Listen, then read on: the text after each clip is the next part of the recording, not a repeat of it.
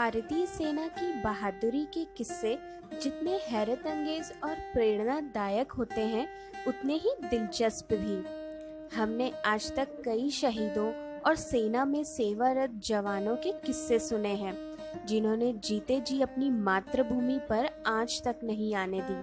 पर आज हम एक ऐसे जवान की कहानी बयान करने जा रहे हैं जिसने शहादत के बाद भी अपनी देश की रक्षा का बीड़ा उठा रखा है। हेलो एवरीवन, स्वागत करती हूँ मैं आपका अपने चैनल बडी आउटलुक पे। तो जिन लोगों ने अभी तक मेरे चैनल को सब्सक्राइब नहीं किया है, प्लीज़ उसे ज़रूर सब्सक्राइब करें और बगल में दिए गए नोटिफिकेशन बेल को क्लिक करना बिल्कुल ना भूलें ताकि मेरी हर वीडियो की नोटिफिकेशन आप तक पहुंच सके। तो चलिए शुरू करते हैं। ये दास्तां है बाबा हरभजन सिंह की। 30 अगस्त 1946 को जन्मे बाबा हरभजन सिंह ने अपनी प्रारंभिक शिक्षा गांव में रहकर ही हासिल की थी। मार्च 1955 में उन्होंने डीएवी हाई स्कूल पट्टी से 10वीं कक्षा पास की।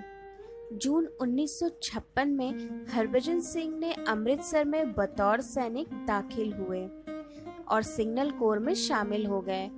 30 जून 1965 को उन्हें एक कमीशन प्रदान की गई और वे 14 राजपूत रेजिमेंट में तैनात हुए।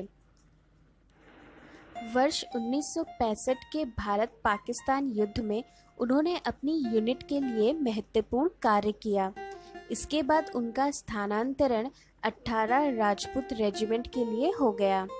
वर्ष 1968 में कैप्टन हरभजन सिंह 23वीं पंजाब रेजिमेंट के साथ पूर्वी सिक्किम में तैनात थे।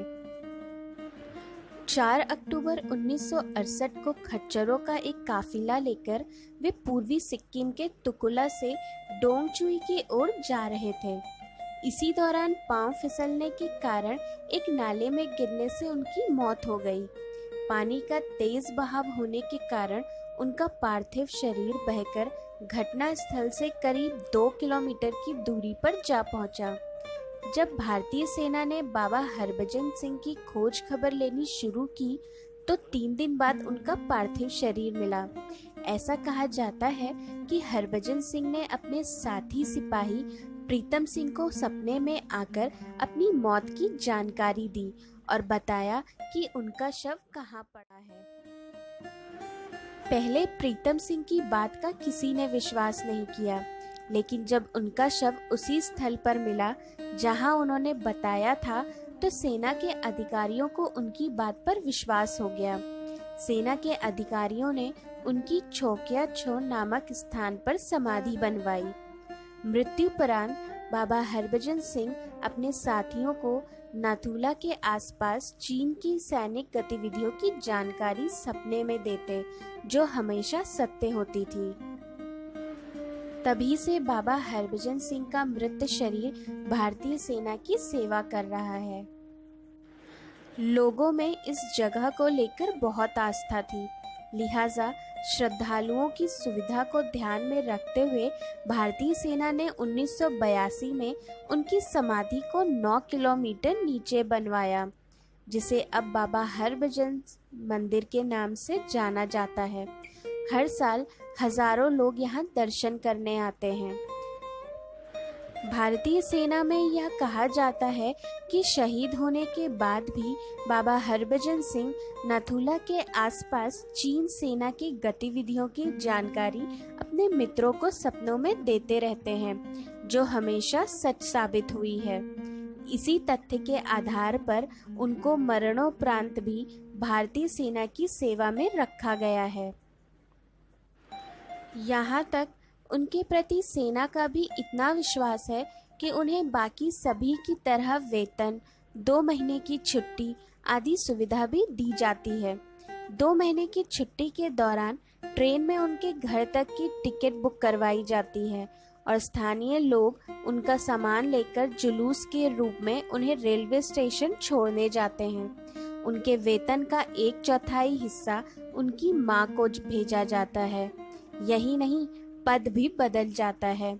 नाथुला में जब भी भारत और चीन के बीच फ्लैग मीटिंग होती है तो चीनी बाबा हरभजन के लिए एक अलग से कुर्सी भी लगाते हैं। इनके मंदिर में बाबा हरभजन सिंह के जूते और बाकी का सामान रखा गया है। भारतीय सेना के जवान इस मंदिर की चौकीदारी करते हैं और रोज उनके जूतों को पॉलिश भी करते हैं। वहां पर तैनात सिपाहियों का कहना है कि रोज उनके जूतों पर कीचड़ लगा हुआ होता है और उनके बिस्तर पर सलवटें भी दिखाई पड़ती हैं। भारतीय सेना ही नहीं बल्कि चीनी सैनिकों का भी मानना है कि उन्होंने भी रात में बाबा हरभजन सिंह को घोड़े पर सवार होकर गश्त लगाते हुए देखा है। उनकी मौत को 50 साल हो चुके हैं, लेकिन आज भी बाबा हरभजन सिंह की आत्मा भारतीय सेना में अपना कर्तव्य निभा रही है। बाबा हरभजन सिंह को नाथुला का हीरो भी कहा जाता है।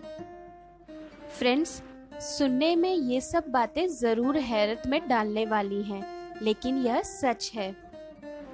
2 महीने की छुट्टी पर बाबा हरभजन सिंह को घर भेजने का जो आयोजन होता है, कुछ लोग इस आयोजन को अंधविश्वास को बढ़ावा देने वाला मानते थे।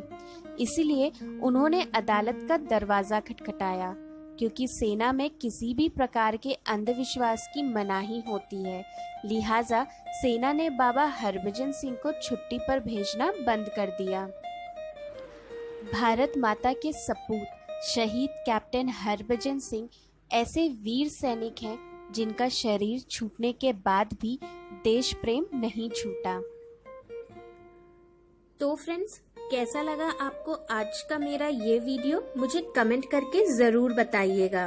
और अगर आपको ये वीडियो पसंद आया हो तो प्लीज़ मेरे चैनल को सब्सक्राइब, लाइक और शेयर करना ना भूलें।